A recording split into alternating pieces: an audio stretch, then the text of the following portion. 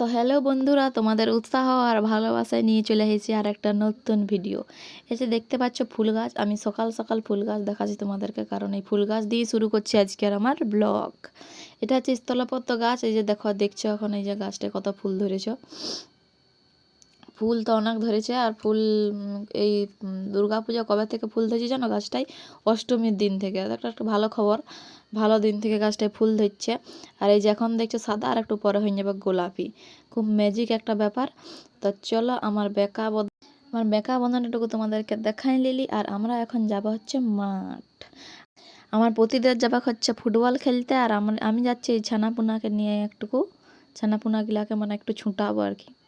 সকাল সকাল ছুটাবো ছানাপুনাগুলাকে। তো চলো যাওয়া যাক সেইখানে।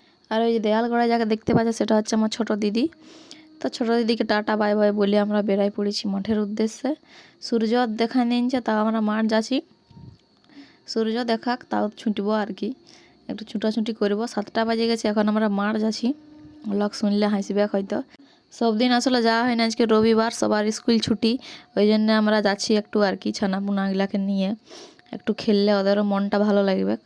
তো চলো, রবিবারের ভিডিও আজকে আমি এডিটিং করছি, পোস্ট করছি, ভয়েস দিচ্ছি। মানে কি বলবো, আর এত চাপ যে আর কি বলবো, মানে কি বলবো। আর ভিডিওটা আমি এডিটিংই করতে পারি নাই। তো যারা বলে যে ভিডিও করে টাকা পাচ্ছে অনেক সহজেই, তারাকে বলি, তাদের উদ্দেশ্যে বলছি আর কি। সবাইকে নাই, ভিডিও এডিটিং করা, ভয়েস দেওয়া যে কত কষ্ট যারা করে তারাই জানে। সারাদিন খাটাখাটনির পর এডিটিং করা, ভয়েস দেওয়া মানে বিশাল চাপের হয়। ঘরের কাজ, আর এদিকে বিশেষ করে তো মানে যারা হাউসওয়াইফরা যারা ভিডিও বানায় তাদের ক্ষেত্রে সব দিক সামলায়। একটা ভিডিও এডিটিং করা, ভয়েস দেওয়া অতটা সহজ নয়, মুখের কথা নাই। তো চলো, তার সঙ্গে কথা বলতে বলতে পৌঁছে গেলি মাঠ। আর আমার এক ধারের গালটা দেখছো ফুলা, ঠান্ডা লাগে ফুলে গেছে, তাও কিন্তু ঠান্ডায় এরকম গাড়িয়ে ঘুরতে ছাড়িয়ে নাই। যাই হোক, তারপরে ঘর আসে মুখ ধুয়ে চা খাইয়ে ভাগ্নিকে নিয়ে বেরাই গেলি বালি ভাষা যাচ্ছি, কারণ আমরা চা খাইছি, গাড়িটাকে তো একটু চা খাওয়াতে হবে, নাহলে সারাদিন চলবে কি করে বলো। তারপরে যে দেখছি আমি মুখটা ঢাকা নিয়ে আছি, মানে ঠান্ডা লাগছে, কানগুলা হু হু করছে, তাও যাতে ছাড়ি নেই মানে কারণ হচ্ছে বাজার যেতে হবে, একটু বাজারও করতে হবে। গাড়িটাকে চা খাওয়াই নিয়ে আসে একটু বাজার করব, একটু সবজি বাজারও করতে হবে। তারপরে বালিবাজার দিকে ঘুরে চলে আলি হচ্ছে মাংস কিনতে। মাংস আজকে সানডে মানে রবিবার, মাংস তো কিনতেই হবে। সবার ঘরে মাংস, রবিবার মানে সবার ঘরে চিকেন বা মটন যাই হোক একটা হবে কি।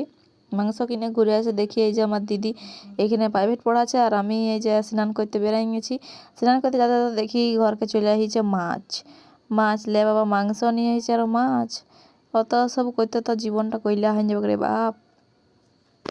তো যাই হোক, আমাকে মাছ রাঁধতে হয়নি, মাছ আমার শাশুড়ি রাঁধে দেয়, ধুয়ে দেয়, সব কিছু করে দেয়। আমি শুধু মাংসটাই রাঁধি। আমার ভয়েসটা দিতে অনেক কষ্ট হয়, তাও আমি অনেক কষ্ট দিচ্ছি। আর যে দেখে সব রেডি করে রেখেছে, আলু ভাজে, মাংসর আলু ভাজে একদম, মানে কি বলবো। আর রসুন আদা ছড়াই সব রেডি করে দিচ্ছে। আমি স্নান করে আসে শুধু পেঁয়াজটা ছাড়ে আর রাঁধে দিলি তরকারিটা। তো চলো, এখানে আমার ব্লগটা শেষ করছি। সবাই ভালো থাকবে, সুস্থ থাকবে। আর আমার ভিডিও ভালো লাগলে তোমরা অবশ্যই আমার চ্যানেলটাকে সাবস্ক্রাইব করবে, লাইক কমেন্ট শেয়ার অবশ্যই করবে। সবাই ভালো থাকো আর আমার পাশে থাকো। চলো টাটা।